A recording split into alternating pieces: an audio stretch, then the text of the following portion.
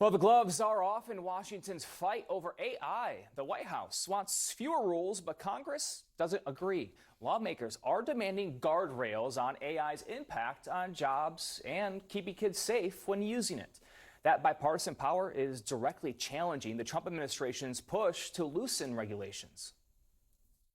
This is the most consequential technology in the history of humanity. It will transform our country, it will transform the world, and we have not had in Congress, in the media, and I'm glad you're doing this show, or among the American people, the kind of discussion that we need. It is imperative that we put up guardrails, especially when you're looking at AIs. If these AI companies can make the most brilliant machines in the world, they could do us all a service by putting up proper guardrails. All right, the group chat is back.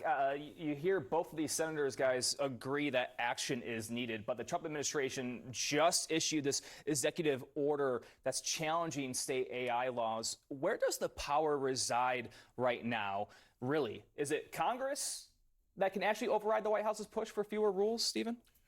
I think right now the power lies with the White House. The president has been trying to dismantle any limits on AI. A lot of those tech titans are very close to the administration, and there are big questions about that. In and out of the White House. That said, I think it's about time there was this kind of discussion in Washington about the impact on this technology, especially on jobs.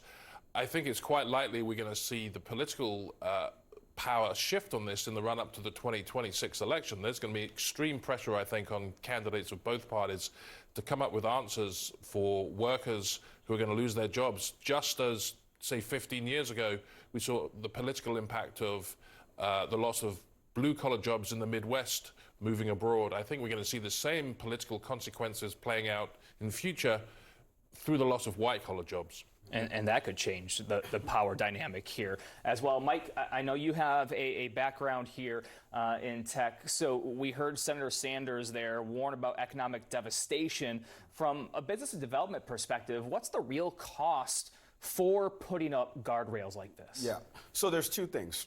Both senators are coming at it from different angles. Let's do the jobs one first, which is what Bernie Sanders is. So, whenever we would look at our operating budget when we worked in technology and we're building out, let's say, an application, you look at AI to circumvent areas where human effort would be needed, right? That causes elimination of redundancies. So what's going to happen now is companies are going to look at, do we need to spin up somebody, pay them insurance, all of these other benefits, versus using AI technology to kind of replicate some of the things that they can do and then have the manual oversight transferred to other people. That is a huge thing. To Stephen's point, that could start to see some reductions across different industries and sectors. And as you continue, I do want to show, here is what President Trump's AI executive order entails. Calls for a single national AI policy. It seeks to block state laws seen as barriers to innovation, and creates AI litigation task force, like what you're talking about here, to challenge state regulations. Yeah, and then the second thing is what Senator Britt is talking about with respect to children and with respect to the happy path, as we call it in the product world, of the onboarding flow. So when you download one of these chat GPTs, what does that onboarding flow look like for somebody that's under the age of 18 versus somebody that's over the age of 18?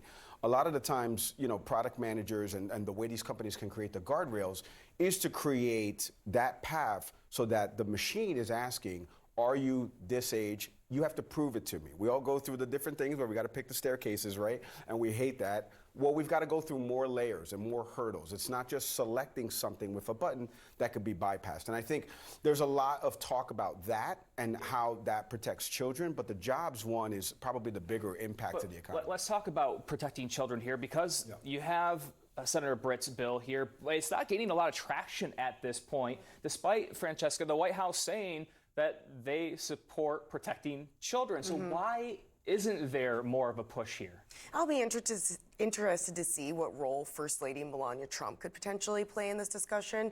She has raised similar issues. Her campaign for children and Be Best is something that she has focused on this issue as a part of that. So we've seen in the past that she, in this White House, has had some influence with her husband when it pertains to children. When you think about the role she's also played in trying to bring back Ukrainian children that were forcibly taken to Russia, for instance. So she is someone who could be a potential ally to the Katie Britts of the world. world in this particular debate. With respect to the broader White House, what I think you're referring to is kind of the tension between these two things. The White House sees this as a major national security issue. It's a race between the U.S. and China to develop AI and to be the leader in the AI space. And so, that is one of the arguments that the White House has laid out for why they need to have consistent rules at the national level so that states can't individually slow down the progress that they want to see made here. And it's also an urgent issue because we are seeing how many teens, stories after stories of teens